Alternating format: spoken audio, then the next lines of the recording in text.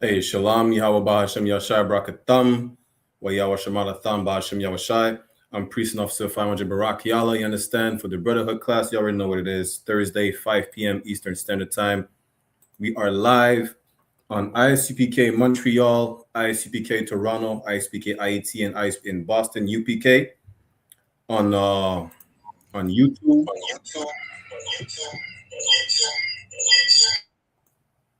And we live also on I.S.U.P.K Canada, I.S.U.P.K Montreal on Facebook. I have today with me. And also we're live on Bigo on my page, Brock Yellow UPK. I have today joining us on Bigo, Officer 5000 a Warrior, and Officer 1000 Shy One, and Salaki other one. Do you want to mute one of your devices? Yeah, Salaki, I was trying to figure that out. Am I can I be heard okay right now? Or is there an echo? On my side, your Tawab, you may want to turn down the phone though. Turn down the phone. I got the phone turned down. I have the phone volume off right now. You know what you could do is no,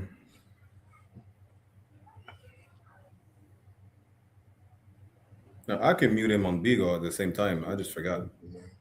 So you should be Tawab now. I don't want.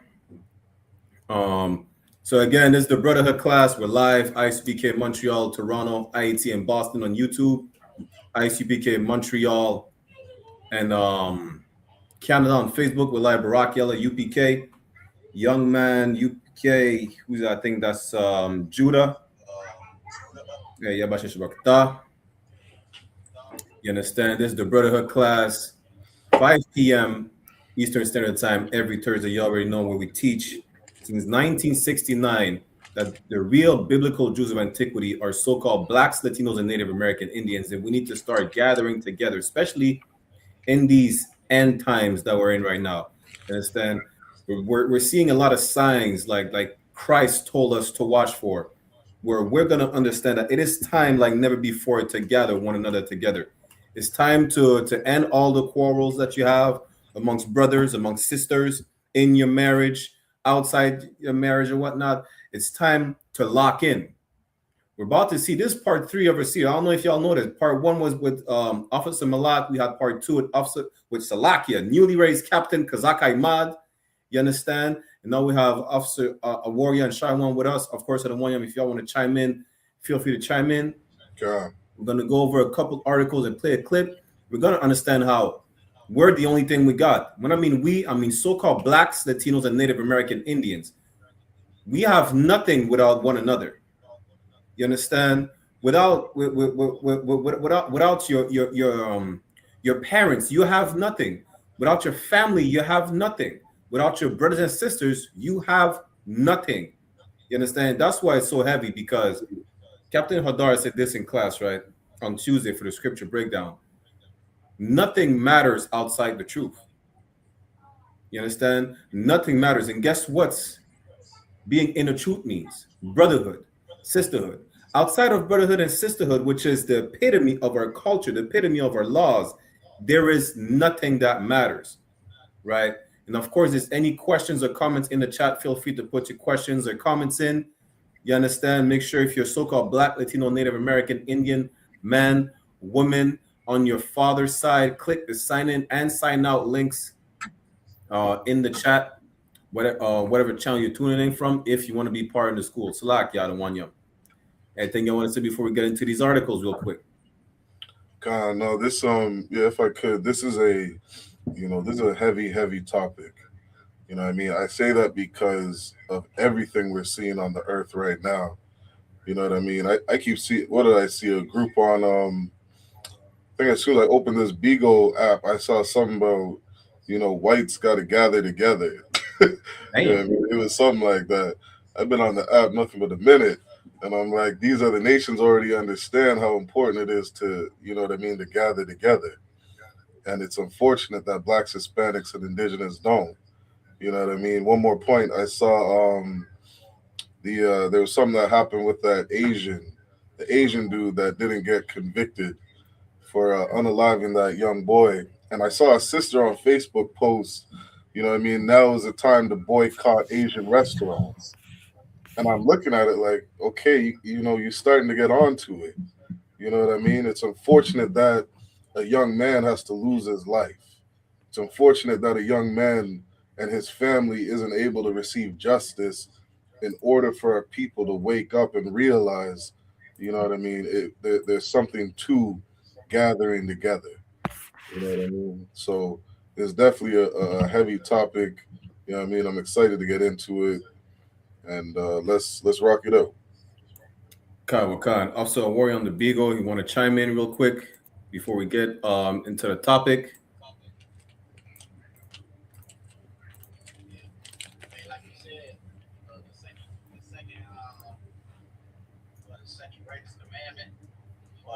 That Christ said, love your brother he loved you. That's to the point that you're making, like we already got. That's what Christ was trying to explain. You know, when he was here, for us to start coming back and stop being, you know, evil to one another, stop being, you know, looking at each other as oppositions. More so look at it as, like you said, brotherhood and sisterhood. Let's come back as a nation. Let's build this nation back together. Continue to be evil to one another. Continue to, you know, sin against each other. And we can never stand against each other. Stand together. Never stand. That's what I'm having. Khan, damn right, sir. The water out one. And real quick, I just want to start with this. You understand? Share my screen. It's like Officer Sean once said, this is the book of Zephaniah, chapter 2, verse 1. It says, gather yourselves together. Yea, gather together. Meaning what? Listen, the Lord knows we're a stiff-necked people, yeah? The Lord knows we're stiff. He told us that, what is it, during when we were building the golden calf? He told us that. He told Moses, yo, these people are stiff-necked. In the book of Baruch, he reiterated it. He said, these people are stiff-necked, like they're hard-headed. You understand? It said, like, I think again in Isaiah somewhere, we're a hard-headed people. So much so that we had to be told twice to gather together. We had to be reminded, yo, gather together, yeah? Now, make sure you gather together. In the UPK, we don't be sure of something. We make sure. And that's the spirit right here. You understand? You have to make sure you gather together. It says it twice. If you missed it the first time, then it tells you again, yea, gather together. Oh, nation not desired. Who's it talking about? So-called Blacks, Latinos, and Native American Indians. How do you know you are the nation not desired? Listen, regardless of how many so-called Palestinians, Afghanis, Iraqis, Syrians that the white man hates, guess what? He's still letting in the refugees regardless. But you know who he's kicking out? Mexicans who built America. Haitians. The number one people deported from Canada are Jamaicans.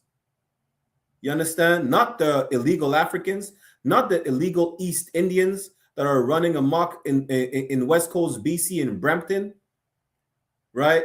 We are the number one people deported. The people that they forgot even to mention, even their existence, are the Native American Indians. We are that nation not desired, so-called Blacks, Latinos, and Native, the 12 tribes of Israel. You understand? Verse 2 says, before the decree bring forth. What is a decree? See, this is the problem. Y'all read the Bible without any knowledge of basic definition. Before the decree brings forth, it means before the order is put out there. You understand? Before the signal, before Christ is told to chop heads off. Why? Because we already made a class about it. If you want to be part of the ship of America, you're going to sink with the ship of America. Before that happens and Christ comes to sink that ship, you need to gather together. You need to come back to the laws, statutes, and commandments. Before the day pass as the shaft. You see in the Western movies that little dust ball that passes when there's like what do you call it? A duel, a gunfight, a duel between one another. That's what it means. Before that happens, you understand? Before the fierce anger of the Lord come upon you. It's basically telling you need to gather together right now before it's too late. You should have gathered together last year. we're going to be in desperate times where there's not going to be place for you to hate your Mexican brothers. There's not going to be any space for you to argue among one another. You understand? There's not going to be space for you to argue with your wife, to argue with your husband. Listen, times are drastic right now. Let me just finish this verse. Before the day of the Lord's anger come upon you. Listen, we're in harsh times. How many of y'all never left the neighborhood? You never left the city.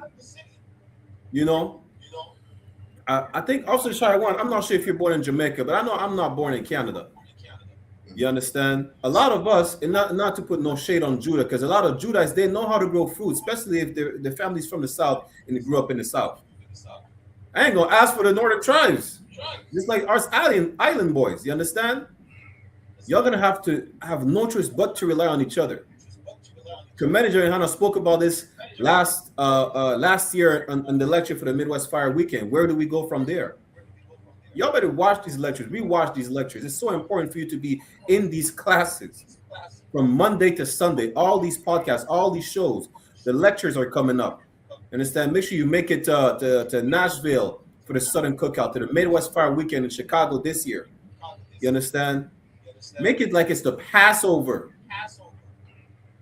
Make it like it's law for you to be in these classes. Why? Because it's so important for us to obey the laws, to be able to live. It's important for you to be in these classes, to be able to learn how to live. You understand? Make that's the spirit you want to have. Because in the times that we're in, boy, we're about to go through these articles. We're going to see that regardless of what you think and how you've been conditioned, you're starting to wake up against your own will that there is no such thing as a utopia where we all gather together as the human race. That was made up. In art, John Muhammad brought that out. I don't know if you noticed, art controls the people. Michael Jackson sang, "We are the world, we are the children." The Christian church been telling you, God so loved the world, he loves everybody. But everybody shows you nobody loves everybody. Imagine that. So who's lying? Is everybody lying, or is the Christian church lying? You understand? Salaki for being long-winded, I don't want. Nah, that's so heavy. And everything you said is so on point. There's a scripture in Joshua 23. Whenever there's time, I'll do a quick breakdown on Joshua 23, because what you're touching on is something so heavy. I'm glad that this is being spoken about in a brotherhood class, because one of the things that we suffer as a people is a lack of identity. You know what I mean? Like, we don't even know who we are in order to even gather together. You got blacks calling themselves African American. A black man thinks he's American. He thinks he's joined with white people, with white Asians and Chinese Americans, white Americans, African Americans, Arab Americans. They think we're all one country. We're all one nation. You know what I mean? You got brothers, who go and play basketball for the Olympic team of America, and they think they're doing their country proud, because we really believe that, we're all the same people. We're all one nation. Whereas when a Chinese man comes to America, comes to Canada, he doesn't now think he's lost his culture and identity. He doesn't now think that, he's one with the white Canadian and he's one with the Jamaican Canadian. You know what I mean? They have a knowledge of who they are. You know what I mean? And I'll jump into Joshua 23, maybe when we get into some of these scriptures, because it really touches on something that blacks, Hispanics, and indigenous don't understand, that all these other nations do. You know what I mean? So, Salaki. Okay, that's heavy on. But let's we'll get into some of these articles real quick. Now, of course, Officer a Warrior on Beagle. I'm looking at the screen, so if you ever want to chime in, just let me know. I don't want absolutely. So the first article we're going to get into, we're going to see that Everybody has a bias. Every single nation has a bias, and they love one another. They put their people first. Let me share my screen real quick. This is from CBS News. I don't know if y'all remember. There was a young brother in Texas, Carmelo Anthony, who was bullied by twins, and he used the cleats of his shoes to defend himself. Right now, they're saying it was a knife or scissors. It was the cleats of his shoes, since he's a American football player. And one of the twins, who happened to be both devils, oppressor, the white man, who's the devil the Bible speaks of, passed away, but it was self-defense. Now, we're going to get into the article. It says, jury seated in Carmelo Anthony murder trial after immigration question sparks pushback. All black jurors were dismissed. Now, in his case, he's getting an all white jury, probably in the most racist state in the US. But let's see what this white jury had to say. If I could on that, priest, because this is part of the thing I was just speaking on, where we have a lack of identity. Like, they're allowed to do something like this because we think we're American. You know what I mean? How many times do you hear Cap Tazariak say something like, there's a difference between white America and black America? You know what I mean? Like, the Jewish man, if he was put on trial for something, you think he's going to let, all Asians sit up there in a trial? This is going on in Jamaica to this day. The court system is run by the British. You mean to tell me you go to an island in Jamaica and you're going to get tried by, some white European man from Britain? It's crazy, because they don't have love and compassion for your people. That you're not their family. You know what I mean? To them, you're an outsider. So for us to allow something like this take place, we think that, okay, Martin Luther King told us, let's integrate. You know what I mean? We're going to integrate into this society because we're all one great nation.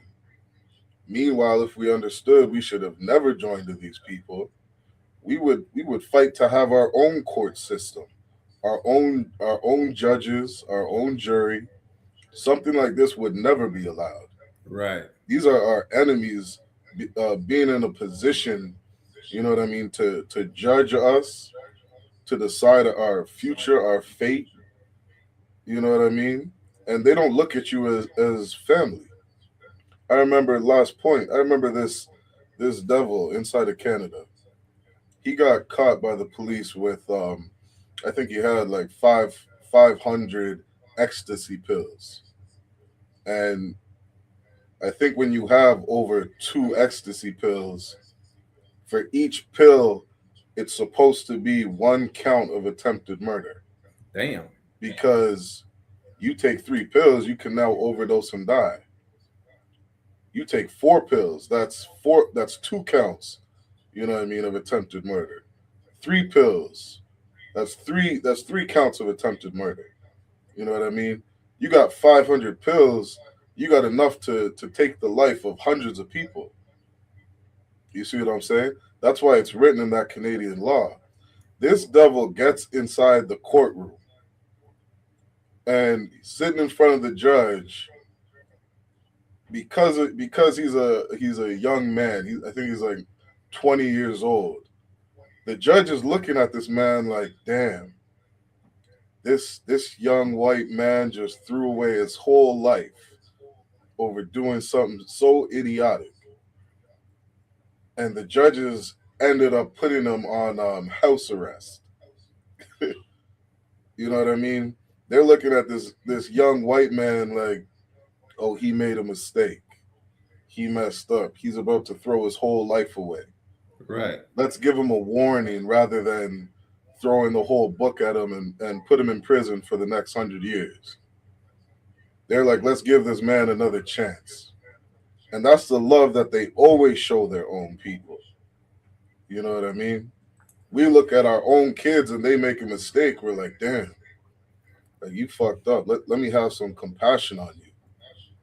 But when that's another nation, you sitting there like, who gives a damn about this man? Lock him up, throw away the key, end his life. He did something he shouldn't have done. And that's how they treat us, when we're inside those courtrooms. So to have a whole jury full of another nation of people, that's so diabolical. They don't have the same principles you live by. They don't have the same moral code. You know what I mean? And they're gonna sit up here and be judge and jury to you in your house. It's insanity.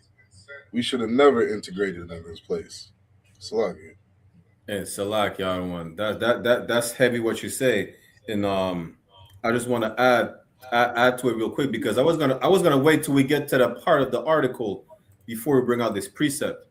But this is Ecclesiasticus 13 and 15. It says, every beast loveth his like, and every man loveth his neighbor.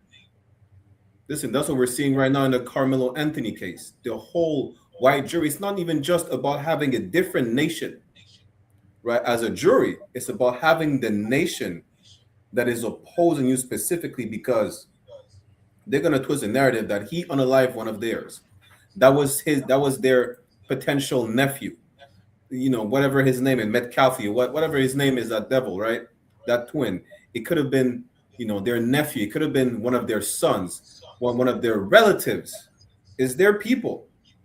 And that's so heavy how you said, that judge in Canada that's seeing that little devil with a bunch of pails is like, yo, I feel for you because imagine if it was my son. I would want my son to have another chance at not messing up his future. How many devils that we know in Harvard and in these prestigious, however you pronounce that dumb word, right? In these prestigious educational institution get caught with drugs, get caught with cocaine. Y'all look at the movie. It's called what's it called again? It's called The Preppy, if I'm not mistaken. It's about a poor little white boy, right? I'm gonna get y'all the movie later. It's about a poor little white boy. He goes to a prestigious university. He befriends a Colombian guy, and as they go to Colombia, right? He gets offered cocaine, and he's told that he could make money by smuggling cocaine. Now that brother, the Colombian guy, he don't want to mess up his reputation, so he stops chilling with the white boy. You know what the white boy do? He starts smuggling cocaine, as any white man would do, as any natural born criminal would do. Who am I referring to? These goddamn devils. But the point is this: it becomes a scandal at some point because he's hanging around sons and daughters of people in high positions, and they all get high, and then they get caught. One of them overdosed. Now it's a scandal. It's not irregular to have these people, in scandalous news or acts or whatever the case is. It's not irregular.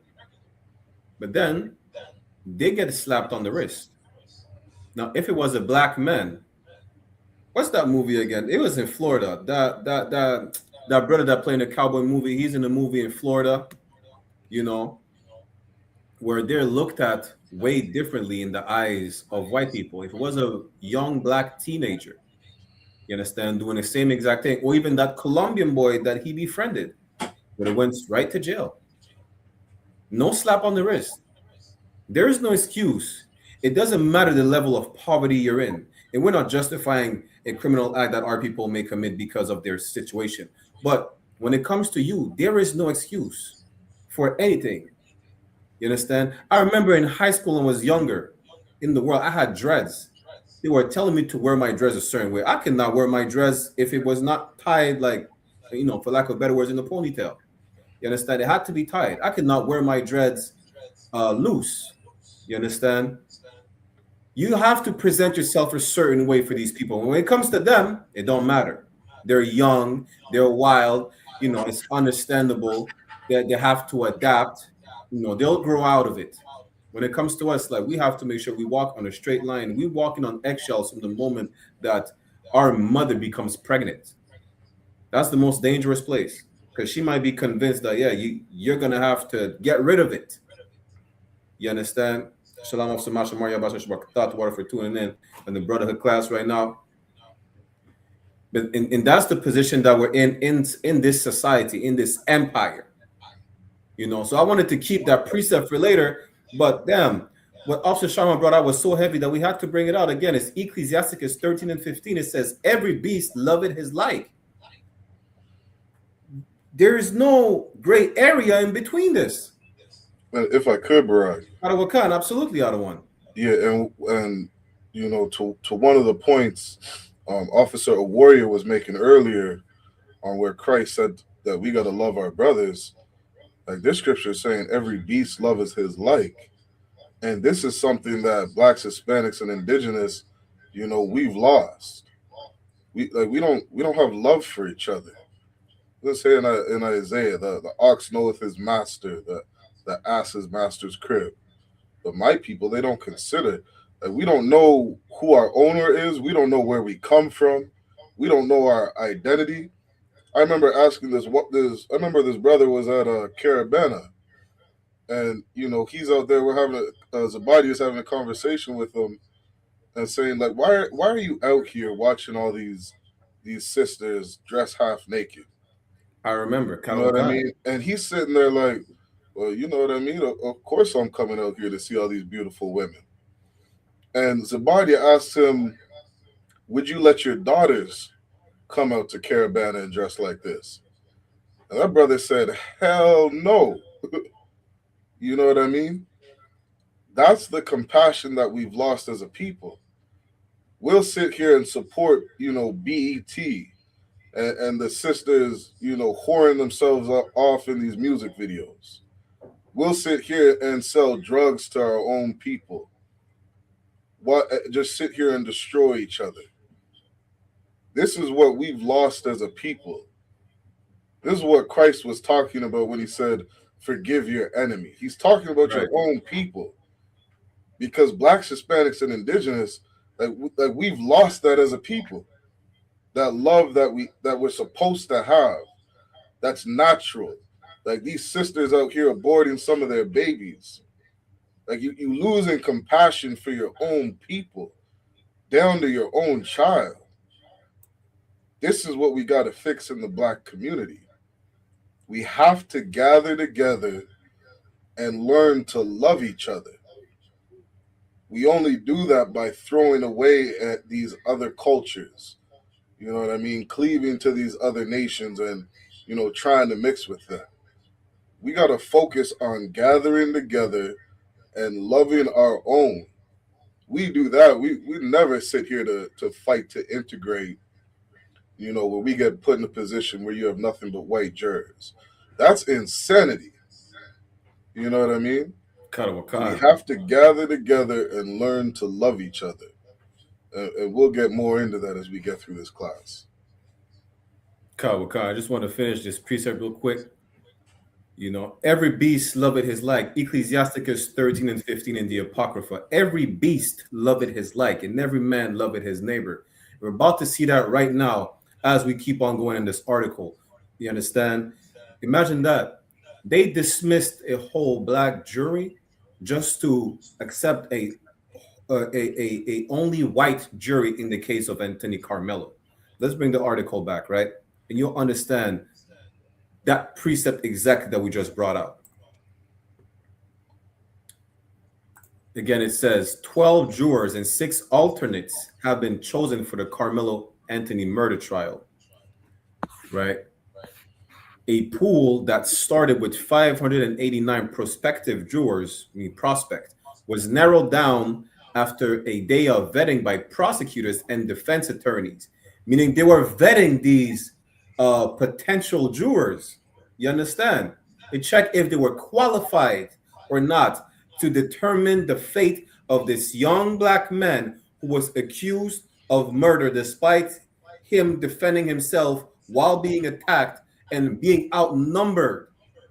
at the same time. You understand? One controversial question that several prospective jurors refused to answer, and all qualified African American jurors being dismissed by the prosecution. Like, why did that happen? Nobody wanted to answer that question.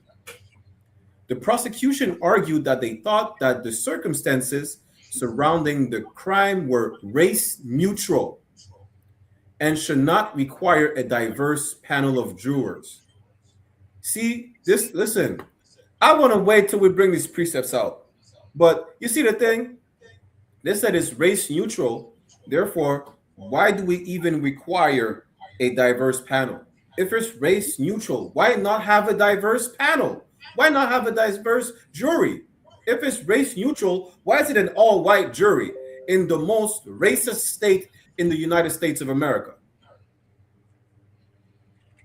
It says in Psalm chapter damn. I want to wait till I bring these precepts out. I keep telling y'all, but we have no choice but to give you these precepts. You understand? You use these precepts how? This is our knowledge and understanding in the sight of the nation. Now we understand how to move around these people, how to move around us. You understand? How to act towards one another and towards the other nation. And these people specifically are oppressed with the goddamn devil the Bible speaks of. This is what it says about them. This is the book of Psalms, chapter 58, verse 3, right? It says this: the wicked are estranged from the womb. You should not be surprised at this. This is them from birth. From the moment, you see how we're in danger from the moment we're conceived? They are dangerous from the moment they're conceived. You understand? Like, you see how we're two different levels on the field? You're left, you're right. You're warm, you're cold. We're two different opposites. We're in danger. They are dangerous from the womb. That's what it says right here. The wicked are estranged from the womb. That's their nature. From the moment that the pedophile father busts up in their wicked mother, who's also most likely a pedophile, they are dangerous. They are not to be not to. You need to make sure you're not around these people. The moment that she's pregnant, you see the positive test of that pregnancy test. Yo, just know that there will be a genocide somewhere on the planet. Trees are going to die. Butterflies just went. A species of butterfly went extinct in the U.S. You cannot make that up because our oppressor, the goddamn devil, the Bible speaks of. Let me finish this precept. They go astray as soon as they be born. Listen, the Bible speaks for itself, and the Bible shows you reality. The moment they're conceived, the moment they come out of that womb, out of that woman, no matter if it's one person, they're a single child, twins, or even a whole army of kids, a football team, they are wicked from birth. They go astray as soon as they're born, speaking lies. Meaning what? They just said, listen, it's race neutral, but we don't need a diverse panel. If it's race neutral, why not have a diverse panel? Like, out of all heathen nations that you have on the jury, it's an all-white jury. You could have Asians, you could have East Indians. Not that it really mattered because they hate us regardless. But you had to have an all-white jury for a race-neutral case. White people are the most racist nation on the face of the earth. We're talking about racial neutrality. Our oppressor, you understand why? Our oppressor is the goddamn devil the Bible speaks of. Devil meaning deceiver. He's deceiving you with these lies. It sounds good. It's about race neutrality. We're neutral. We're non-biased. Meanwhile, it's an all-white jury against a young black man who has no criminal history at all. You understand? Who ended up defending his life while being jumped and outnumbered in the most racist place in the United States. The white man's the devil the Bible speaks of. Salakia, I see you sharing your screen. Yeah, if I could jump in on this point, like if I were to say, let's say you're over in Iraq and you commit some kind of you break a law over in Iraq. Could you imagine them allowing like a court system from another nation coming into Iraq. Could you imagine them letting America into Iraq to judge the man that broke the crime over in Iraq? If I painted that picture to anybody, they would say you've lost your damn mind. That would never happen. Right. But what we've done in the Black, Hispanic, and Indigenous community, we've literally allowed, and given authority to another nation of people over us. Like I shared my screen on this on what's going on in Jamaica right now. Like they're still under the British court system.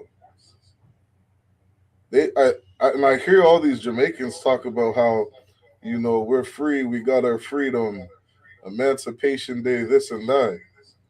Why the hell are you still under English common law?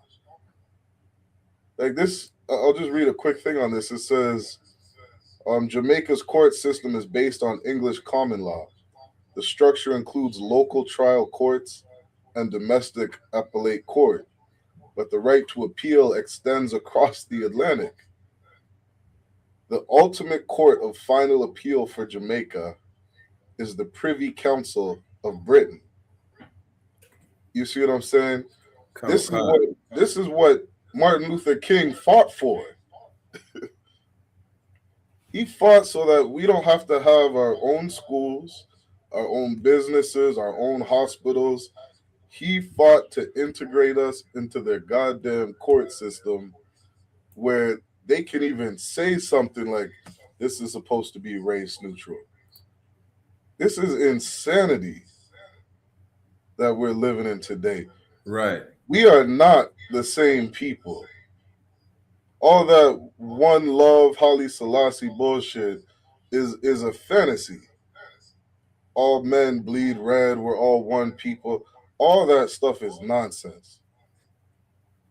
Like white people taught us the ideology that God loves everybody and that we need to integrate it and learn to get along and forgive them. That was a good story to the slave. Something I always notice is you ask a white Christian if they would defend their house from an intruder. A white Christian will tell you, I'll put a bullet in a man's head if they come into my property. You ask a black Christian that same question, they're like, I know Jesus would want me to forgive. And that's right. That's the sickness that we have as a people. We don't know who we are. We don't understand that we're a nation of people. And nations of people have enemies. Most nations have their own land and their own borders, their own government, their own policing system.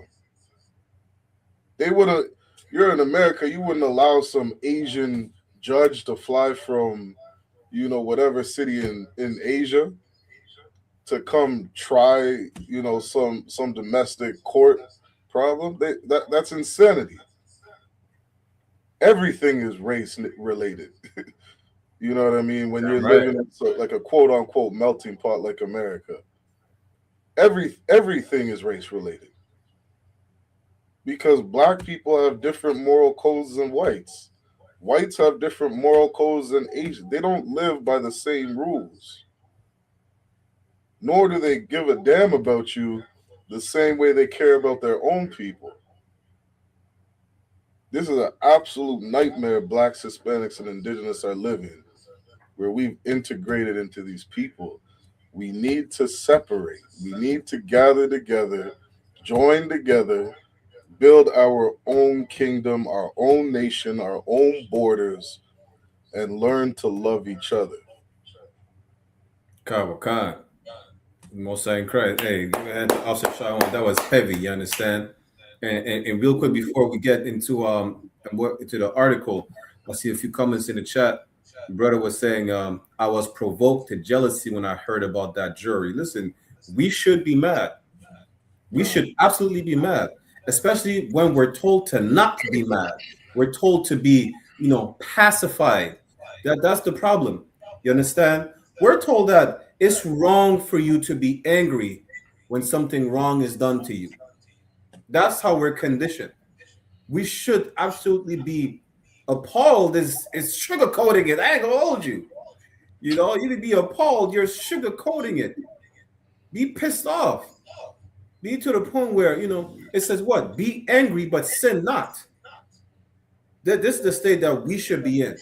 Y'all teaching us the Bible in Christian church, but you're not telling us to be angry and to not sin when it comes to anything done wrong to our people.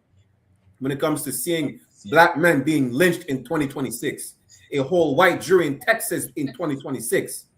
This is Jim Crow all over again. What do you mean we should not be angry? We should all be treated the same.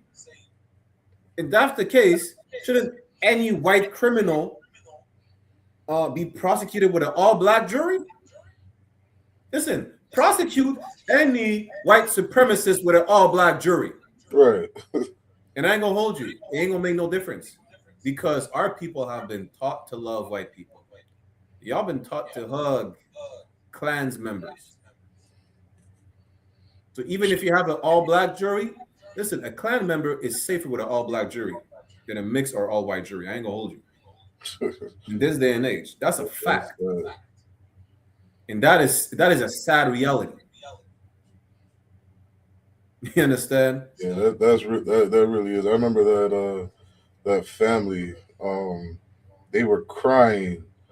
I can't remember. Was that Breonna Taylor? It was that white devil cop.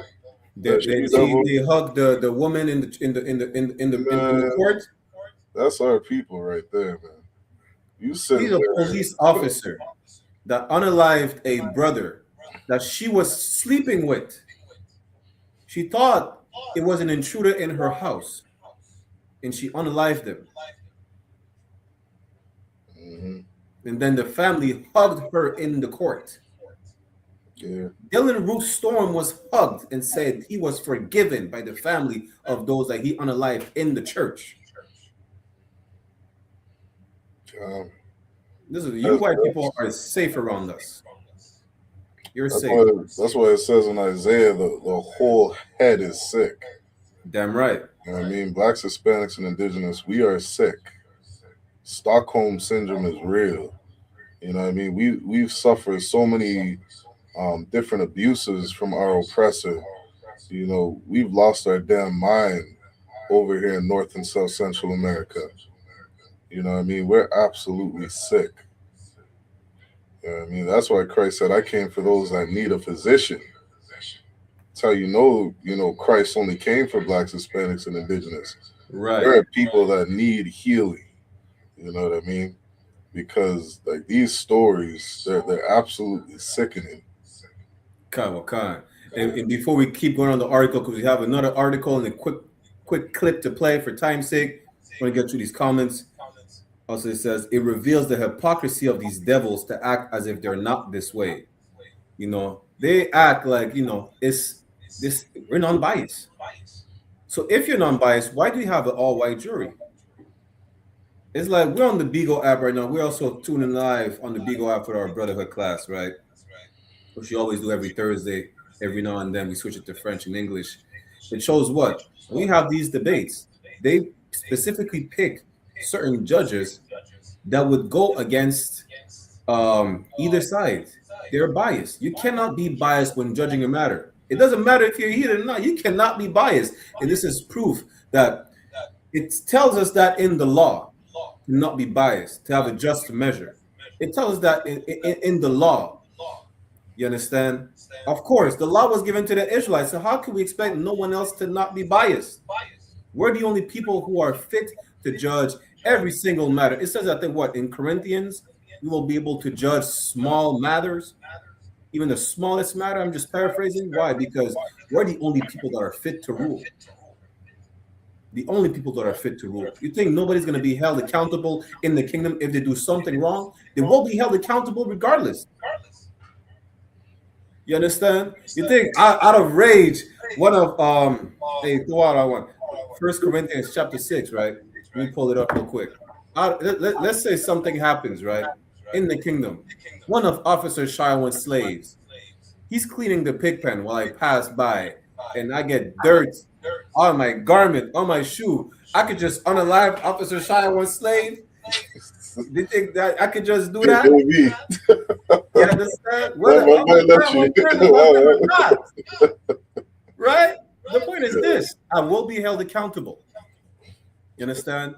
I will be held accountable, as I should.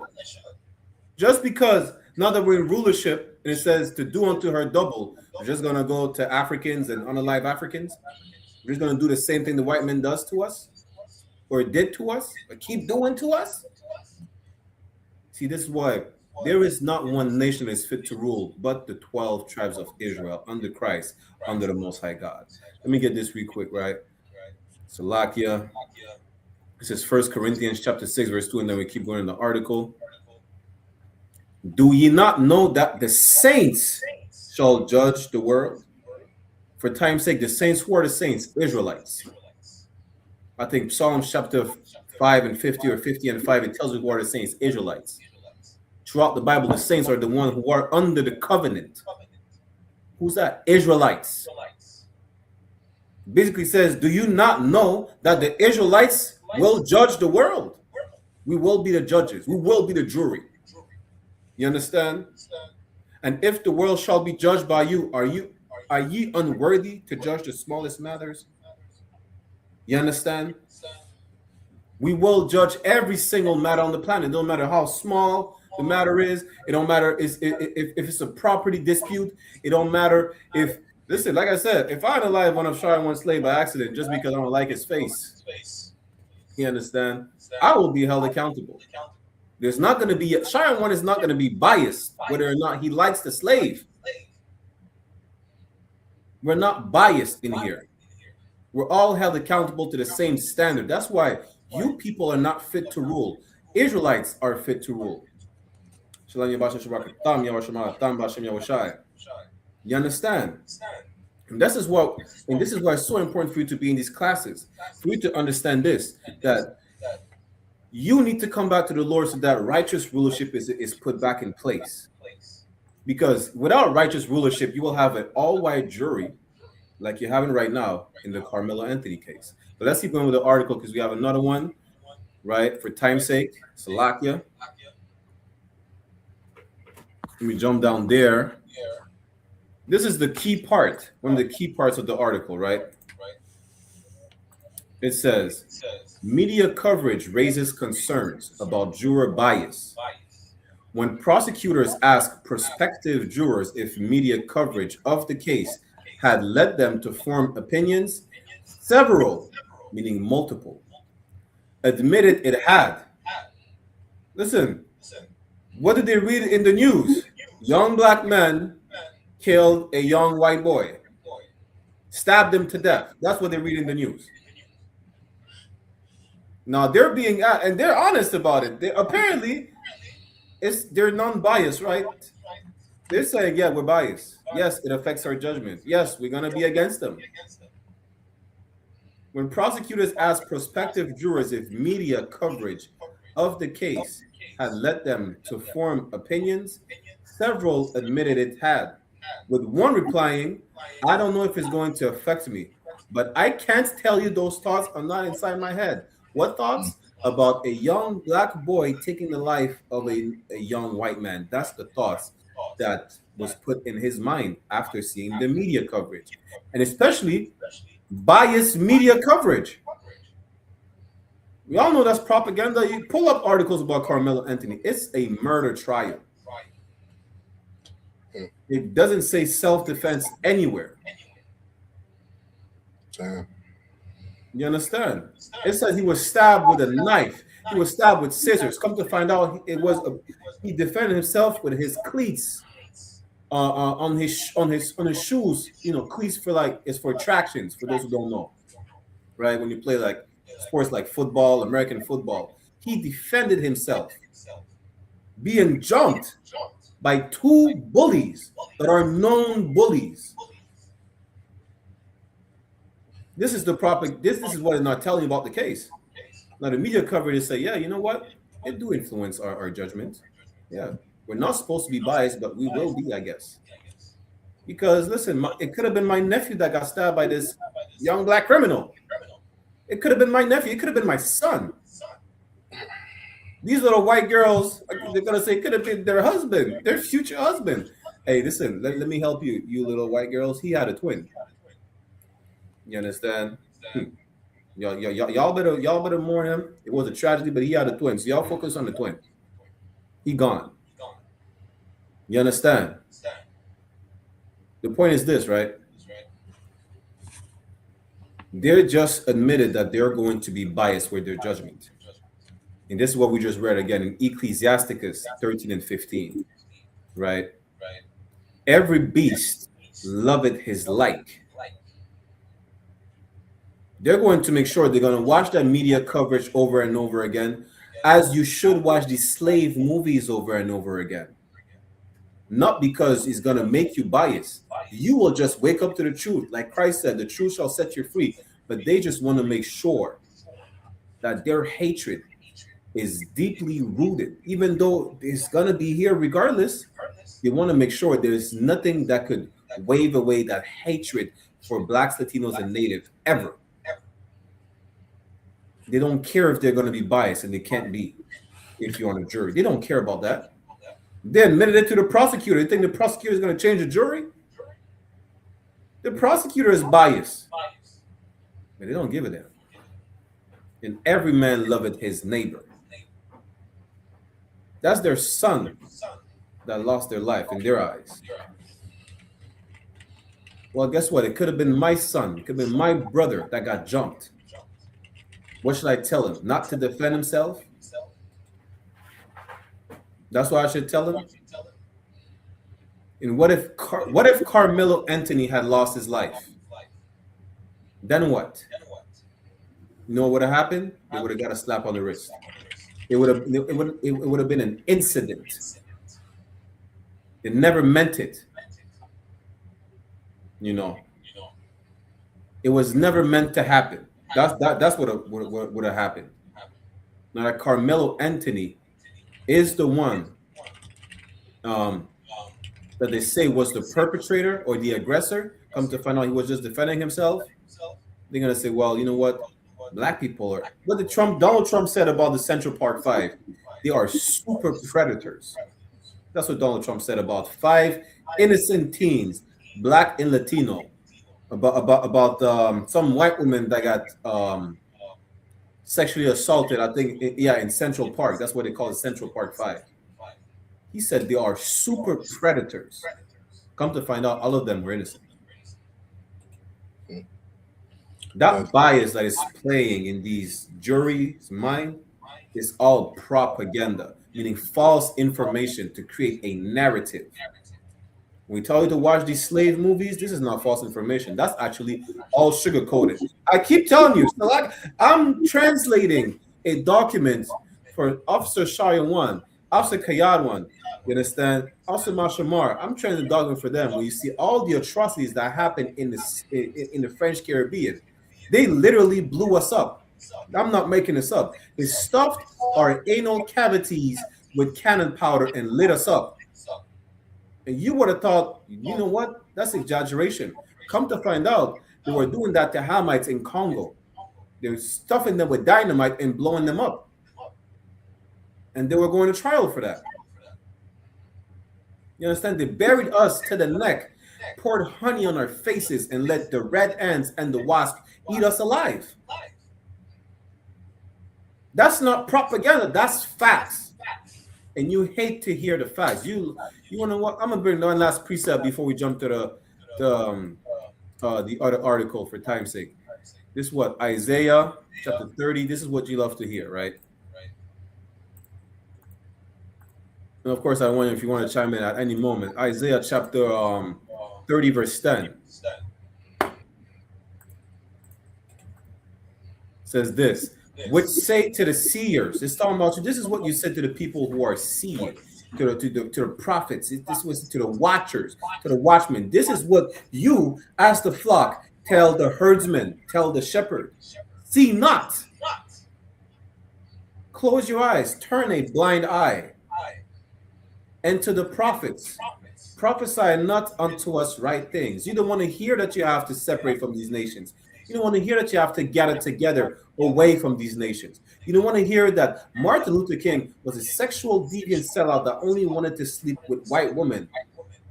Even if we bring you the truth about him, realizing that it was a mistake, you don't want to hear this. What do you want to hear? Speak unto us smooth things and prophesy deceits. Salakia. That's what you want to hear. You want to hear smooth things. Smooth is like, yo, there's good white people out here. And I don't deny, you know where they are? They're kissing the boots of the prophets. You want to think that, you know what, Carmelo Anthony maybe went overboard. He's tarnishing the image of the black man. That's what you want to hear. The truth is, he was defending himself. The truth is, just like any other blacks, Latinos, and Native American Indians, he was suffering from post-traumatic disorder, from generational PTSD. That's what he had. The proof, where's the proof? An all-white jury for his case is the proof. Propaganda about the situation is the proof. But you don't want to hear about that. It's not propaganda. It's just regular news, regular media coverage. Whatever we have in the slave documents is made up. Slave ships never existed, right? That's what you want to hear. You want to hear us smoke weed every day and be happy. What's it, Bob Marley? You see, that's the problem. You listen to white people too much because Bob Marley, who's a white man, told you don't worry and be happy, and that's exactly what you want to hear. You understand? Salakia. God, that's heavy. You know what I mean? Something else I was also noticing is on that jury, there was 11 women. Good night. Like, I think about all the judges throughout the Bible. 98% of them are men. You know what I mean? And like, you ever think? I don't know if you've ever seen this, bro, but a mother and their children, when they go out, a lot of times, like that, those children, they can do no wrong in that mother's eyes. You know what I mean? Or there's a fight that breaks out at the schoolyard. That mother is so quick to defend her child, overhearing what actually happened. So when I'm looking at this jury, I'm like, damn, not only were devils all on the jury, but 11 of them are women. They see that article seeing, black man murders a white man. You better believe their emotions are running wild. You know what I mean? They're not thinking clearly. A black man murdered one of my people? Oh, we gonna get this Negro. You know what I mean? So many times we say, think of all the horrors that have been done to us by white women. A lot of times we like to say the white man, these white women, they are responsible for a lot of death in our community. You know what I mean? So what's the scripture say in Proverbs? When the righteous rule, the people rejoice. But when the wicked rule, the people mourn. Right. You know what I mean? Like, imagine seeing how this nation rules over this earth. Like, seeing how America runs the earth. This is a place of mourning. You got women judges up there. You got, women jurors. They sitting up here. Shoot, didn't we have did they make a woman president yet? You know what I mean? They voting for Kamala Harris and that other dude's wife. You know what I mean? You about to put a woman in position to rule this whole earth. Good night. What are they supposed to do in a time of war? You're gonna have a woman president sit here and make decisions on, how this country is run? That's insanity. Could you picture that, Brock? You're a young black man. and you're looking at 11 white female jurors. you don't stand a chance inside that courtroom. It's like if I could add one, just to add on what you said before we went to the other article, right? The case of Rosewood. I keep referring people movies. Y'all watch the movies Rosewood. That truly happened though. It was about a white woman. She was a whore, having sex, cheating on her husband, having sex with every single white man in Rosewood, and she lied about being raped by a black man. Just like the woman that got Emmett Till killed, she lied about being catcalled by Emmett Till. White women are probably 100,000 times way worse than white men. If these, I don't saw all white jury, but if the majority women, that brother is absolutely in danger. White women are the one telling our women to get all the abortions. White women are the one telling our women, your body, your choice, be a whore. White women are way worse than white men. That brother's life is absolutely in danger. Salakia. Kano, if I could, bro, I think this would be a good Okay. point to bring out that scripture. Can you grab the book of Joshua, chapter 23? Karawakan. Joshua 23 and start at verse 1. Because, again, this whole idea of, we're all one nation, and, it's just normal to have all these integrated melting pots of a society, thinking that we're all going to get along. It's such a fairy tale. You had brought an article the other day, where it was, what were the Indians saying? They said something like, those Arabs, they said we have like 1,000 gunmen ready to go at any time. You know what I mean? You got 1,000 Arabs inside of Canada, and they can push the button from Iraq saying go. You know what I mean? Because that's their family, that's their nation. They stick together. They understand that they gotta fight for each other and build up their nation. If you could read that verse. Karawakan. This is the book of Joshua, chapter 23, verse 1. And it came to pass a long time after that the Lord had given rest unto Israel from all their enemies round about. That's what blacks, Hispanics, and indigenous need. We need some goddamn rest. Like, we need some peace. And in order to have that, we have to be protected from our enemies. Right. Like, we don't understand that the white man is our enemy. We don't understand that the Arab is our enemy. The Chinese man is our enemy. I saw somebody post in the Bigo chat something about Islam. Damn. If you understood who you were, black man, you wouldn't even be thinking about Islam. It wouldn't register in your mind to convert to some other nation's way of life. Because you would understand that the Arabs are our enemies. They had a whole Arab slave trade, hundreds of years. Right. Putting us into captivity under some, hard bondage. And you're going to turn and be a Muslim? Have you lost your mind, black man? There was a time the Lord gave us rest from our enemies. Right? Keep reading that verse. Karawakan.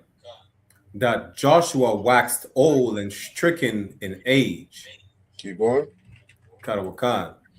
Verse 2. And Joshua called for all Israel and for their elders and for their heads and for their judges and for their officers, and said unto them, I am old and stricken in age. Now imagine that. If blacks, Hispanics, had indigenous, had elders, had heads, had judges, Imagine our own judges. Carmelo Anthony would have never happened to Carmelo Anthony. Right. We had our own officers. We had our own military, our own, police and government system. This is rest for a black man. This is what we need. Keep reading. Karawakan. Verse 3. And ye have seen all that the Lord your God had done unto all these nations because of you. Ooh-wee. And what did the Lord do to all these different nations? The Arabs, the Canaanites, the Amorites, the Amalekites, all these other nations in the Bible that were listed. The Most High destroyed these nations. The Most High unalived the Egyptians. He destroyed them. He killed them. Every firstborn of the Egyptians were slaughtered. And we remember that every Passover. Damn right. Why? Because these are our enemies. How are you going to be in 2026 and set up a goddamn Egyptian to be a judge and jury over you? Set up a white man to be judge and jury over you. That dream that Martin Luther King had is an absolute nightmare for us. Keep reading. Karawakan. For the Lord your God is he that hath fought for you. Not only that, but we have a power that fought for us. Do you imagine that there's going to be a time when Christ cracks that sky and he defeats all of our enemies? He's going to unalive them. He's going to remove them. He's going to fight for black, Hispanic, and indigenous. And you think in that kingdom you're going to have a white man as a juror over you? That's not rest for us. To have a people that hate you filling up the entire jury stand. That is absolute hell. And that's what we live in today. Absolute hell. We should never be in this position as a people. Keep reading. Karawakan. Salakia. Joshua chapter 23, verse 4. Behold, I have divided unto you by lot these nations that remain, to be an inheritance for your tribes. That's what these nations should be. They should be our slaves. They should be our servants. And when you think of a slave and a servant, because of what white people did, like your mind goes to, you mean to tell me that the Lord's going to fight for us and now blacks, Hispanics, and indigenous are going to sexually molest some little children? Hell no. That's what white people do. White people threw our babies and used them as alligator bait. White people ripped our babies out of a mother's womb. White people, cut off the breasts of a woman so they couldn't breastfeed their child. That's what white people did. That's not what the God of the Bible told blacks, Hispanics, and indigenous to do. But understand that we're meant to be kings and priests on this earth, ruling this earth in righteousness. We need to be in power so things like that never happen. Keep reading. Karawakan. From Jordan, with all the nations that I have cut off, even unto the great sea westward. Come on, jump down to verse 7. Karawakan. Judges chapter 23, verse 7. That ye come not among these nations. That ye what? That ye come not among these nations. The Lord doesn't want us among these other nations. He doesn't. He wants separation. He wants segregation. He doesn't want us to integrate. He wants blacks, Hispanics, and indigenous to gather together and not come among the other nations. Keep going. Karawakan. These that remain among you. Keep going. Karawakan. Neither make mention of the name of their gods. Imagine that. Where white people don't have to rule over you. And as that is taking place, the Most High is now saying and you don't even got to make mentions of their gods. Right. I'm going to remove them so that we no longer have to think about Christianity. We no longer have to think about Islam. We don't have to think about being Buddhists and 5%ers and whatever goddamn religion that these other nations have presented to us. The Lord said, don't come around these other people so that you don't have to make mention of their gods. You think we're going to follow Islam? Have you lost your mind? Show me Islam in the Bible.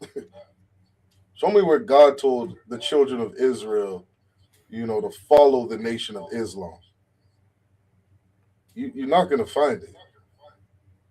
That's why the I.S.U.P.K is so valuable for blacks, Hispanics, and indigenous, because we're going to tell you who you are. We're going to tell you that you are the children of Israel, God's beloved, God's firstborn, the apple of his eye. Damn right. The nation that is above all nations on the face of the earth. We're not going to take on these other nations' religions. We're not going to even make mention of their gods. Keep going. Karawakan. Nor cause to swear by them. Khan, nor cause to swear by them. Your auntie's sitting there with white Jesus, a picture of some white man on her wall, worshiping this man like he's God. We're so sick. We're so lost. Like when you brought up that scripture, gather together, get in the I.S.U.P.K and we'll teach you to serve the nigger God. Damn right. We'll teach you to serve the black Christ. You know what I mean? Black, Hispanics, and indigenous. This is our culture. We need to come back to our God, not these other nations' God. You're going to sit up there and pray to white Jesus? This is why you put yourself in the position to be judged by 11 white women. That's so sad. And Christ said that these things are going to keep happening until that man of sin be revealed. Like, these things that take place are so sad, but it has to happen to wake blacks, Hispanics, and indigenous up to say, maybe we got it wrong. Maybe Martin Luther King's dream to integrate was bad for us.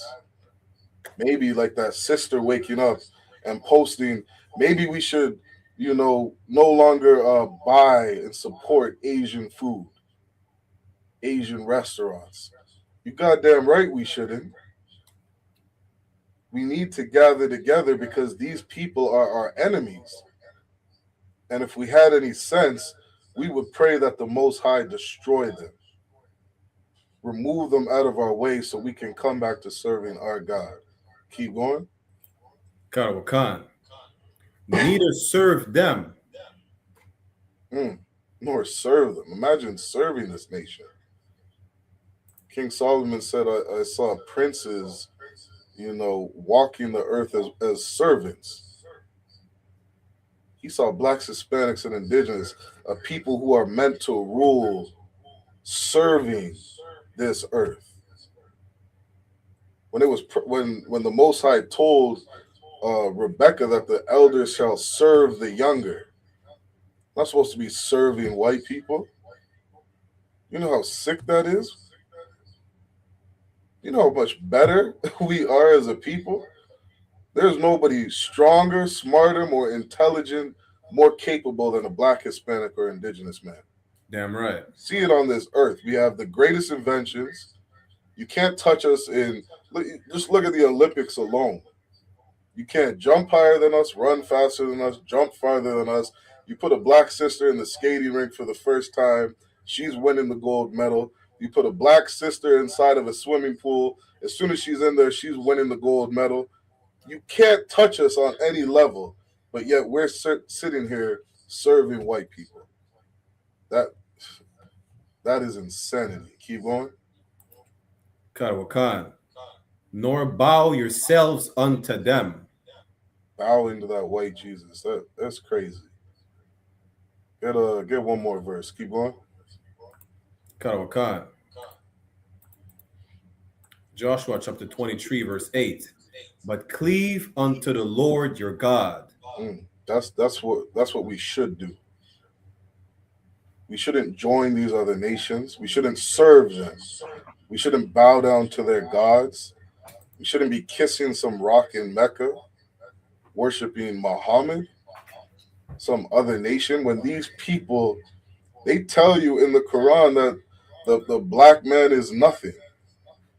The black man is some disgusting, second-class citizen under the Muslims. That they're here to serve the Muslims.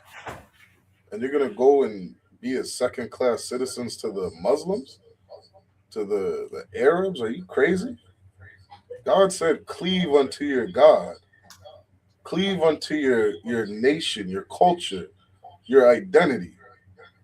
Pick up the book and read your history. Read what your ancestors did. We come from mighty men. We come from Noah, from Abraham, from Isaac, from Jacob. All these badass prophets that the entire earth looks up to. That's the culture that we got to cleave onto. That's the nation that we have to cleave onto. Because that's what we've lost as a people. Right. Right? Finish out that verse. Khan. As ye have done unto this day. Khan, and that's why we had rest. That time in history, blacks, Hispanics, and indigenous had rest. Because we cleaved unto each other. We gathered ourselves as a nation. We said we want the promise that the Most High has for us. We're not going to settle for anything less. We're gonna serve the Most High so that He can fight our enemies for us, so that He can remove these other nations out of our sight and their religions and their way of life, because none of it works for us. We've seen that. We've tested it. And it has got us nowhere. We got to cleave unto the Lord our God, gather together as a nation, and then all these problems will be solved. Salakia. No, damn right. That was heavy. Hey, give a hand to Officer Shaiwan. You understand? But listen, again, that is the solution, right? We need to be under the same umbrella. What is this umbrella? That's the covering of the Lord. You understand? What is the umbrella for? To protect you from the rain. That's what the umbrella is for. This umbrella is following the laws, statutes, and commandments. You don't know how to open the umbrella and how to hold it. So what do you have to do? You have to learn where in these classes provided by the I.S.U.P.K, the Israelite School of Universal Practical Knowledge under Commanding General YAHANNA. Nowhere else. You understand? But Salak, yeah, for time's sake, now I ain't gonna hold you. We might have to do a part 4. We got part 3 today. Are you available next week as well? Yeah, just let me know anytime if I'm free. I'll jump in. We might have to do another part, of this class, because listen, it's so heavy how we need each other more than ever. We just showed you with Carmelo Anthony, you cannot rely on these heathens. These heathens love one another more than they will ever love everybody. The church tells you to love everybody when everybody tells you they love one another before ever being even able to thinking about loving everybody. And that's what it shows in Carmelo Anthony's case. But let's go into the next article real quick. Part of the class we might have to do it next week as well. Shalom, Kamari, Abasha. Let me share my screen. Now, this is recent. This is about the Asian man that unalived a brother for accusing him of stealing, what, a 89-cent bottle of water? Come on, man. Yeah, this story is sad right here. God, but I don't think that's even the saddest part of the story, and I'm going to break down why. South Carolina jury finds store owner not guilty of murder in killing of black teens. We're just gonna leave it there. We're not even gonna go into the article. You understand? It's just sad. So here's the problem, right? This Chinaman comes over here and is able to set up shop, around us. All Chinese people do it. They set up shop around our people. They poison our people. China Mac is on camera saying that as the Chinese mafia, which they call the triad, they were not allowed to sell drugs in Chinese neighborhoods. In New York, the Chinese will sell drugs in black and Latino neighborhoods. They do that everywhere. You understand? They can't. They don't care. What? Damn, they'll have to break this down. Do we need a part two? Even no nation will put another nation above their own. That's not the craziest part, right? We're the only people who do it. The only reason there was able to have a Stop Asian Hate Crime bill is because of us. The only reason every single nation is able to have quote unquote rights in Esau's kingdom, of course, because Esau, the devil, wants them to oppress us, but it's because of us that they are protected.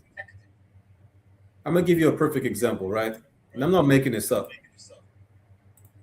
Let me share my screen real quick before we get into more precepts. It says right here, it is a fundamental truth of history that black activists, organizers, and everyday people who marched for civil rights, from the 1960s movement to the massive Black Lives Matter mobilizations, and for whatever reason, they don't want to mention Hispanics, which were also included, such as the Brown Berets, right?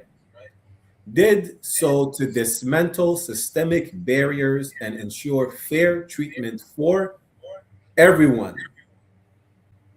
You know what that means? The LGBTQ community have gay rights thanks to black people. Every single minority, East Indian, Middle Eastern, Asian, are able to be protected because of black people. During COVID, they implemented a Stop Asian Hate Crime bill because we know where COVID came from. They eat bat, rat, cat, whatever they eat, and they bring it back over here. It was a whole pandemic. People were beating up Asians, like, yo, this is your fault, there's COVID. There was a bill put in place to protect Asians, thanks to black people. Now, these same Asians, like that Chinaman in South Carolina, who's able to be protected thanks to black people, turn around and shoots a young, innocent black boy. We're all we got. You understand? Now, don't go vandalizing his store. He's going to get insurance. You know how he's getting insurance? With the money that you spend in the store in the first place. It's your money that's paying for the store. Then again, how many of y'all, so-called blacks, Latinos, and natives, are going to boycott the Asian community? How many of y'all? Let's see if we could actually stand one another. What's that precept again? So, like, let me bring that precept real quick. It says to the Bootkiss precept, to love in deeds, not in words. Book of John. Somewhere in John, yeah? Wait 1 second. My little children, believe, let us love in word. Or it's like, let us not love in word, but in deed. Let me pull it up real quick. Yeah, that's heavy. You know what I mean? Like, I have a tough time getting, past that part where, like, you telling me a 14-year-old stole a, and turned out he didn't even steal it, but you thought that he took a water bottle. That's what you thought. You thought he took a water bottle. Right. And that was enough for you to chase him down armed? You armed against a 14-year-old? Bring a pistol with you? And then take his life? Damn. If I'm not mistaken, I don't know if it was him. There was another case. A Chinaman shot a 9-year-old in the back. I don't know if that's the same Chinaman. I wouldn't be surprised because he has another case. He has multiple cases of assault. Yeah, I don't know about that. But that's the precept right here, right? First John chapter 3, verse 18 says, "My little children, let us not love in word, neither in tongue." Y'all saying, may he rise again, RIP. Let's boycott Chinese people, all these Asian people, all these Asian restaurants, these Asian businesses. Are you actually going to do it, or are you just going to talk the talk? You might do it for a week until you get hungry. Listen, the Day of Atonement is coming. All you fake Israelites, I know for a fact, you fake Israelites are going to try and observe the Day of Atonement and be like, yo, I'm starving. Let me go get some chow mein. God. You understand? Let me get some spring rolls. You black Muslims out here. It says, but in deed and in truth, y'all need to talk the talk and walk the walk. That's what y'all need to do. You understand? Listen, y'all, you could just Google a recipe on how to make fried rice, right? And never go buy anything from China again. Shoot, I hear Barack that all those recipes they got from black people. Listen, if you want Korean fried chicken, you go down south. Korean fried chicken is black people fried chicken that Koreans were taught how to do by black people during the Korean War. Y'all know that? Y'all better start boycotting them. Listen, you see, the problem is y'all love heathens too much. We covered that in the last two classes. We keep following heathens since the Garden of Eden. We covered that in the last two classes. A lot of y'all ain't gonna claim that you support a young brother. Come to find out, that Chinaman never loved you. You haven't seen the movie? What is it again? Damn, what's the movie again with Odog in them? Menace to Society, I think. Where the Chinaman is, yo, you bite me. Yes. The Chinese hate you. It's not, and they're not even shy about it. We just pulled up a story on Tuesday on Heads of State podcast with Captain Adar, right? In China, there are dolls called the Natasha dolls. Out of all the dolls they use as a stress relief toy by imitating abuse to the doll, waterboarding the doll, stomping on it, rolling over, running over the doll. They're using the black dolls. They hate you from China before they come to America, before they come to Canada. Canada, they closed down a homeless shelter that was inhabited by Native American Indians. Why? Because they were tired of seeing homeless Native Americans in Chinatown or around Chinatown. So they closed down the shelter. You'd rather see them somewhere lost in the streets of downtown than next to them. You understand? But you show compassion to the Chinese to the point where now they have a Stop Asian Hate Crime bill. You know what they did with a Stop Asian Hate Crime bill? They shot you in the back. They shot an innocent black boy who they're accused of stealing an 89-cent water bottle. What was that 89? It's $1.20 Canadian? I don't even. I don't get it. You know Let's say, for argument's sake, he actually stole a water bottle. He should lose his life for $1.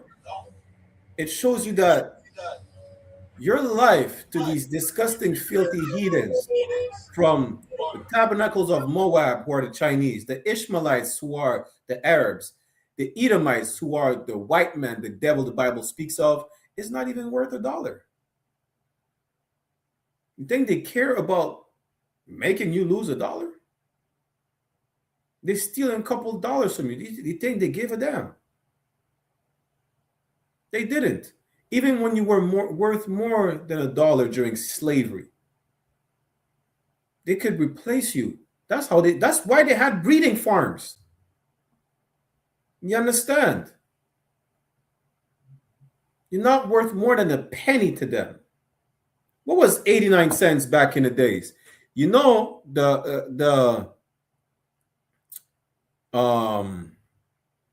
what you call it? Money changes value every year. Right. You understand? Let me see. Because $1 Canadian is 72 cents US. Damn, he was worth $1.24, not even $1.25. He ain't even worth 5 quarters. That's crazy. But just know this: you march that these people could have a Stop Asian Hate Crime bill for them to turn around, not only oppress you, steal all the money from the black community. The Chinese woman said it. She said, Chinese Asian community are forbidden to open up shop in white neighborhoods. They are to open up shop only in black and Latino neighborhoods. All that money they make from you, you know what they do with it? They invest in bullets, guns, and reinvest in the community by shooting you in the back. That's how they reinvest all the money you spend on them. All the chow mein, all the cheap stuff you buy from the Asian store. And let me play that clip real quick for time's sake. We're going to do a part 2 of the class. We have a 1,000 precepts to give you for you to understand that you should separate, and you're the only thing you got. You understand? Do you know they make birria, ramen birria? They make ramen noodles, Mexican version. Go eat that instead of the COVID-infected Chinese cheap shit that you like to buy.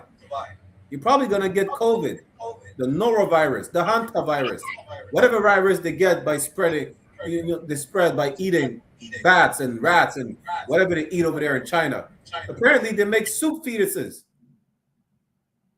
You understand? Make it make sense. You really want to surround yourself with these people when these people despise you to the guts? You're not even worth $1 to them. Let me bring this clip real quick, right? And the worst part is this, and this is going to be heavy. The heavy part is in this clip we're about to play, right? This Asian man speaks in a way where y'all want to boycott the Chinese community? Go ahead. You need us. We don't need you. And that's how they see it. Even though that you marched so that they could have a Stop Asian Hate Crime bill today, they spit in your face right when they got that bill. They established communities as Chinatown. They established communities as Uptown in Montreal is damn near Southeast Asia. A bunch of Filipinos, Laotians, or whatnot. In Cali, what they have in Cali? Little Filipino, little Cambodia. This spat in your face as soon as they got settled. Let me play that clip real quick. Salakia. When the black community says, let's boycott Asian businesses, please do. We'll get rid of the Chinese takeout, the dry cleaners, the laundromats. Let's get rid of the liquor stores as well. Get rid of the Jordans you guys wear, the Nikes you wear, the shower caps, the Hondas, the Hyundais, all your car electricians, the electronics in your house, the Sony, the TV system, your sound system, the microphones that you guys use to rap and speak about awareness for the black culture and the hip hop culture. Where do you think that's made in? That's made all in Asia. You hear this goddamn gook? Salaki. I'm gonna say it. The hell with it. I can check. I don't give a damn. You hear this goddamn Asian man? Well, we never had any black laundromats before. Did you not know when we had segregation, we were forced to have our own businesses? Making it seem like we need them, they need us. You understand? Let me make a quick precept real quick. This is the book of First Maccabees chapter 1 verse 11, right? Because you have that same mentality. That's why he's able to be so comfortable in saying what he's saying. First Maccabees 1 and 11 says, in those days when they're out of Israel, wicked men, like who? Like Martin Luther King, who taught you about integration. It's a good thing, right? Who you march civil rights for everybody. Who persuaded many, who persuaded you, your grandmother, your great-grandmother. So like your grandmother, your great-grandmother was probably a slave. Saying, let us go and make a covenant with the heathen that are round about us. Now, this is specifically speaking about the Greeks when they had us in captivity. But that's applied when you join the Muslims, when you join this disgusting, filthy, rat-eating Asian that's telling you, you need them while they don't need you, when it's the total opposite, because they didn't get a Stop Asian Hate Crime bill because they marched. No Asian is known for marching. We are known for marching. If today, they regard the Muslim community with a certain amount of respect, it'd be because of black Muslims. You understand? It is an attack on Christianity. Listen, do you know why? Right? They giving women, they regarding the feminist movement with such high regards, because white sluts brainwashed our women. I don't want to say brainwashed, tarnished our women's mind into thinking this is all about women and we need you. They only needed numbers, and they would never have achieved any success in the feminist movement if it wasn't for blacks, Latina, and natives. Come to find out, the feminist movement is about white women wanting to be sluts. They wanted to be sexual deviants because their husband would not touch them. That's why the feminist movement was all about. It was only successful. Why? Because y'all tarnished our women's mind into thinking it's all about womanhood, and they need black women, they need Latinas, they need natives, woman power. That's bullshit. How do you know it's bullshit? Because they voted for a president that said grab him by the box.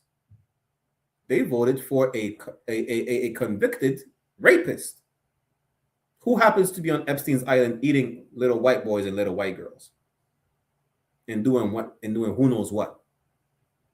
Salaki.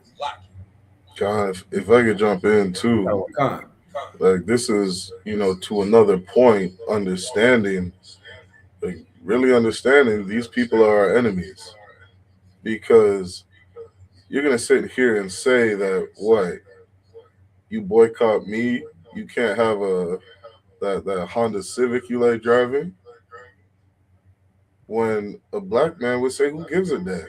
My 14-year-old boy is not worth the life of driving a Honda Civic.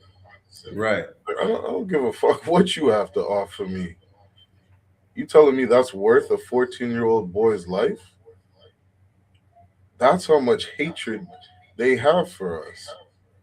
Where you actually think that, and white people say the same thing.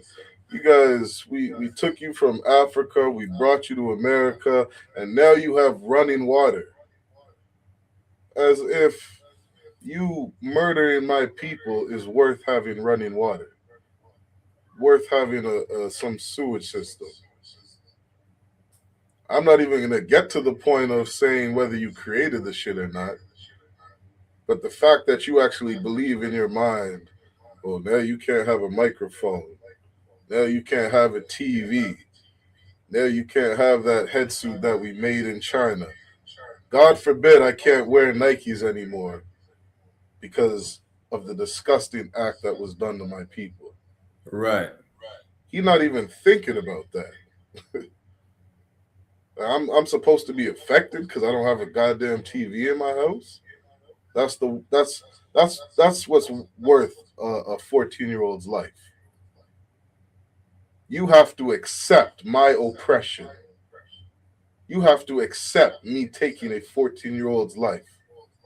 Let me read this really quick. Kawakan. This, I can share my screen on this too. Kawakan. Yeah, let me share my screen. Because this isn't the only incident that this man did. It says in 2013, Chow chased 2 men accused of stealing beer and fired 3 shots at their car as they drove away. So your beer is worth my life. It says in 2015, Chow fought with a woman he suspected of shoplifting beer and peanuts, eventually firing 6 shots at her vehicle. Damn. So, God forbid, Barack, if I choose to boycott shopping at Cho's restaurant, now I can't have beer and peanuts. I can't have what he has to offer me. As if that's supposed to affect my goddamn life? You crazy? Ask somebody, would you rather have your life or a TV in their house? You can unalive my little child, you know what I mean, in trading for some $10,000 Honda Civic. That's the mind of these people. They are your enemies. Damn They right. hate you. They have no compassion for you. They don't give a damn about you. He's missing the point. This last one, it says, child confronted a man suspected of hiding a can of oven cleaner and shot him in the leg. Damn. I'm curious to know how much, how much money he makes a year off this store. You know what I mean? I'm curious to know because the cops never thought none of those were a good enough reason to take his gun away from him. You firing at a woman for stealing peanuts? There's something wrong with this society, Barack. Kawakan. Yeah, go ahead. Kawakan is going to finish this real quick. It said, let us go make a covenant with the heathen that are round about us, for since we departed from them, we have had much sorrow. You're seeing the total opposite. Imagine, listen, we make the world run. We make the world go round. Did you know that the only reason people are so attracted by martial arts and kung fu movies is because of black people? Now you tell this Asian man is telling us we need him. Let's play that clip again. Because that was, you know how insulting that is. He's not even regarding the life of the 14-year-old that died. He said, yo, y'all want to boycott us? Go ahead. You need us. You need our laundromats. You need the liquor stores. What do you mean? We need your liquor stores. You need your microphones. As if we were not making music. Listen, we make music since slavery. What was the Asian made microphone in slavery? What do you mean? We had to walk around the whole goddamn island, from continents to continents, running from slave masters. And you're talking about we need your Honda Civic? Listen, we're about to treat your Hondas like the Jewish man treats German cars. How about that? And let's see who buys them now. Let's play that clip again. Asian businesses. Please do. We'll check it out. I love when the black community says, let's boycott Asian businesses. Please do. We'll get rid of the Chinese takeout, the dry cleaners, the laundromats. Let's get rid of the liquor stores as well. Get rid of the Jordans you guys wear, the Nikes you wear, the shower caps, the Hondas, the Hyundais, all your car electricians, the electronics in your house, the Sony, the TV system, your sound system, the microphones that you guys use to rap and speak about awareness for the black culture and hip hop culture. What do you think that's made in? That's made all in Asia. It's like it, Brock. Boastful. It's like it, Brock. Can you grab Psalms 108 and 9? Kawakan. You know what I mean? I can't even take this shit seriously. You know what I mean? He like I gotta give Moab a hand. You know what I mean? Like he's trying to sell himself on the wonderful things that they have to bring to society. You know what I mean? If Black, Hispanic, and Indigenous only understood who we really were, you know what I mean? Like this is laughable. Let me tell you something. Asians have nothing, absolutely nothing. You know what I mean? To give to society. Right. They really don't. This earth will be perfectly fine without Asians. You know what I mean? We don't need your inventions. We don't need your way of life. We don't need anything from you. I promise you. You know what I mean? These little Chinese people, we'll be good without you. You know what I mean? And God understood this. Go ahead and read that verse. Karawakan, this is Book of Psalms, chapter 108, verse 9. Moab is my washpot. These Asians are the Most High's washpot. You know what I mean? You are nothing. You are less than nothing. Who gives a damn about Asians and their inventions? How many things a black man has invented? He couldn't get to outer space without the mind of a black woman. Right. You know what I mean? The amount of inventions we have trumps anything these people could ever do. We were, 40 years removed out of slavery? And we built Black Wall Street, the richest banking system on the earth. couple of years removed out of slavery. We'll be perfectly fine without Asians. Damn right. You talk about well, you said Asian restaurants. Have you lost your mind? It's lucky if I could. Go ahead. The only thing Asians brought is COVID.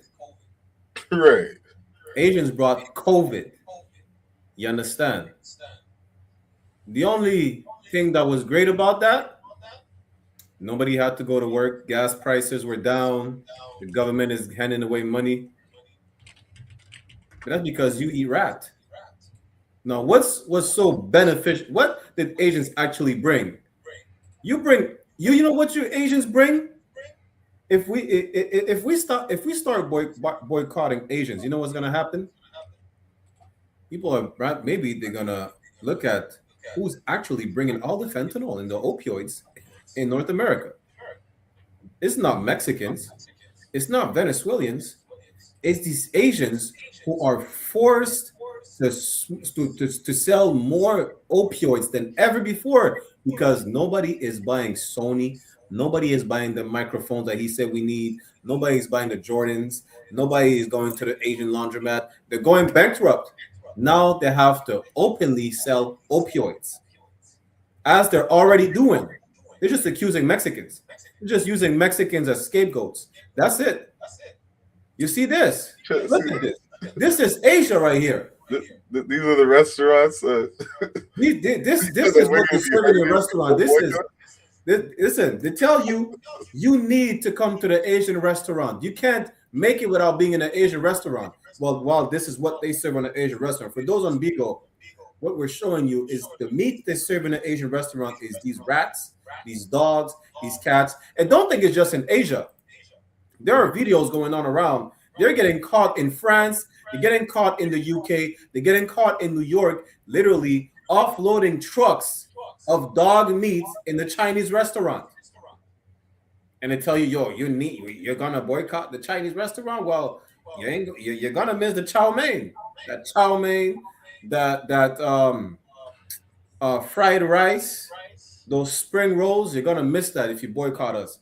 Listen, you probably fed us some unlawful stuff anyways. We just didn't. Nobody asked questions. That's it. You know, ain't no need to ask questions. Boycott the Asians.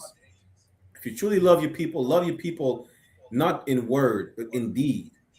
You gotta walk the walk. You can't just talk the talk. We know when we say we support black businesses in the I.S.U.P.K, we do. This shirt, black owned. All these that we wear is black owned. You understand? We support one another. Right? That's what you need to understand. We're the only thing we got. You want to eat some ramen noodles? You know, Mexican, they make taco birria.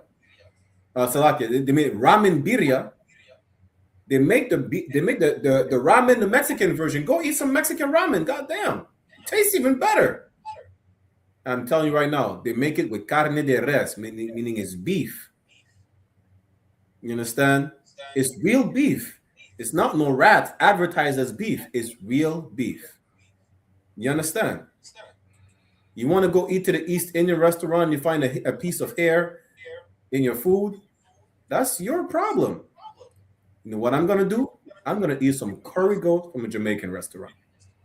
I'm going to eat some curry doubles from a Trini restaurant run by real, authentic Trini people, not in dusty, stinking East Indian coolies. We're the only thing we got. We have to support one another. They don't give a listen. Again, they don't give a. This is how he's showing you right here, right? That you need them when you don't. We have Black Wall Street. Where were the Asians during Black Wall Street? Where were they? It's a propaganda that Asians are the smartest. It's a propaganda they're good at math. Asians are dumb as hell. You know how I know they're dumb as hell? They literally work themselves to death to the point where they jump off of buildings because they work too much. They're stupid. Asians are so stupid that there is a surgery. It's called an eyelid surgery. They literally have surgery to have their eyes open. It's a fact. That's this. Listen, you think we need Asians nail salon? Do you know how many black nail techs we have? We don't need Asians nail salon. We don't. We don't need heathens, period. We don't need Asians. We don't need Arabs. We don't need none of them. We need us, and we're the only thing we got. We especially don't need the goddamn white man who's a devil the Bible speaks of. The worst of them all. You understand? But we're running short on time. About to end the class right here. We'll be back next Thursday. You understand? Because, hey, listen, I didn't expect us to be long-winded like that. We didn't even get through all the material we had for y'all today. But we'll be back next Thursday. We'll start with that clip again. Just know that the Asians need us. We don't need them. We make their money. How do we know that they need us? Because nowadays they have Japanese dancehall. They have Japanese hip-hop. They have Korean pop. It's us. Korean fried chicken. That's the culture vulture. They put Korean in front of fried chicken, which black people made amazing. That's it. No. But we're going to end the class right here. We're going to get the security announcements. And we'll be back next Thursday. Make sure y'all tune in. Subscribe to I.S.U.P.K Montreal, Toronto, IET, Boston on YouTube. Follow I.S.U.P.K Montreal, Canada on Facebook. On my personal page on Bigo, Barak Ya'ala, UPK. Right? We're live for class every Thursday, 5 p.m. Eastern Standard Time. We had the honor of having Officer 1000 Shaiwan joining us today. Right? So we'll end the class and read a security announcement. Anything you want to say before we clip it out of one? No, you got it, bro. Go ahead. Okay, Mosiah and Christ. With that, clap it up. We're going to end the class, get security announcements. So lock you. This is the I.S.U.P.K security announcements. We are the I.S.U.P.K started on 1 West 125th Street, Harlem, New York, under Commanding General YAHANNA. Rule for new brother and sister. When a new brother or sister comes into the school, they're off limits for 6 months. They're to be saluted only. They're here to shed themselves of the world. If they need transportation, a teacher will arrange it. After 6 months, if a brother or sister has an interest in a particular person, he or she must get permission from the head to speak to a brother or sister. There is another 6 months in which the brother or sister will court each other. After the 6 months period, the brother and sister will get permission from the head to marry. Tithes, which is a commandment. Numbers chapter 18, verse 21, and Malachi chapter 3, verse 8 to 10, which means tenth in the Hebrew, pronounced ma'ashara, which is 10% of every penny of any increase the Lord gives you. Give to the treasury department or teacher. Priest fund, free will offering for priests, not mandatory. Whatsoever amounts you would like. Upcoming holy convocation. We just closed the Feast of First Fruits last Sunday. Next up, we have the memorial of blowing of trumpets, which will be the first day of the 7th month, which falls on Friday, September 11th. You can read more about it in the book of Leviticus, chapter 23, verse 24 and 25. Reminder to all Akim wa Akwatian, reminder to all brothers and sisters to check the bulletin board in the hallway of their school if they have a physical location. And if any brother wants to be a trooper in the school, to start wearing all black, boots, shirts, pants, headband, and scarf. Well, that would give a courtesy salute to the brothers and a courtesy salute to the sisters. In the visual imajam, which means to stand, we'll give a courtesy salute to the brothers. It's like when you're still on the Beagle other one, just to let you know.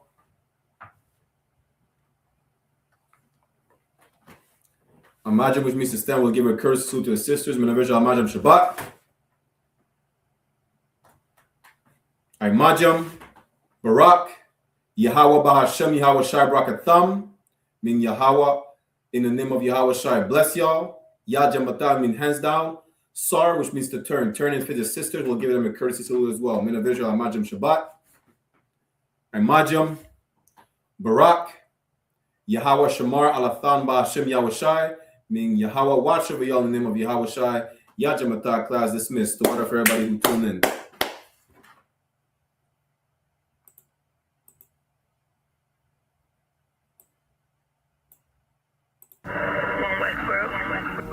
Check me out, dog. Overall window up, man. The water.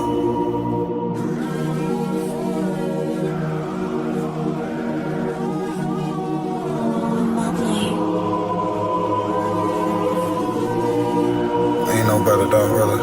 The son of a king. I don't Balenciaga. I might just wear Kyla. I might just wear the Pradas, but I'm thinking long term, so I might say the dollars. We ain't no better, I'm just being honest.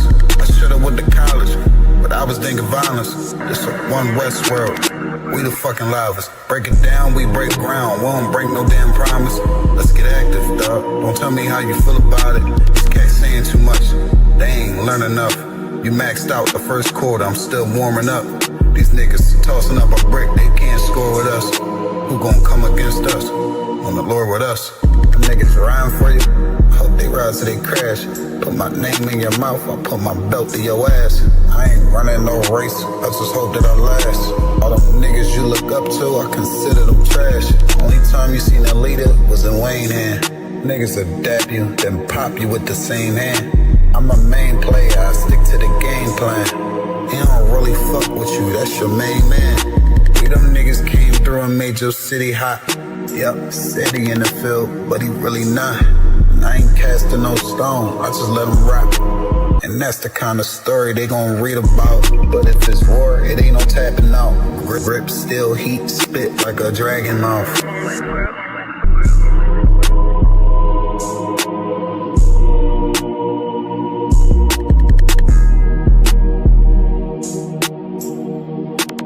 Hey, listen, brothers and sisters, man, if you like what you hear, hit the subscribe button, man. Subscribe to this channel. And also, please, go to isupk.com and pay your tithe. Drop me some cash so we can move around this planet like we need to, man, and do the things we need to do. They're one West. They're one West. They're one West. They're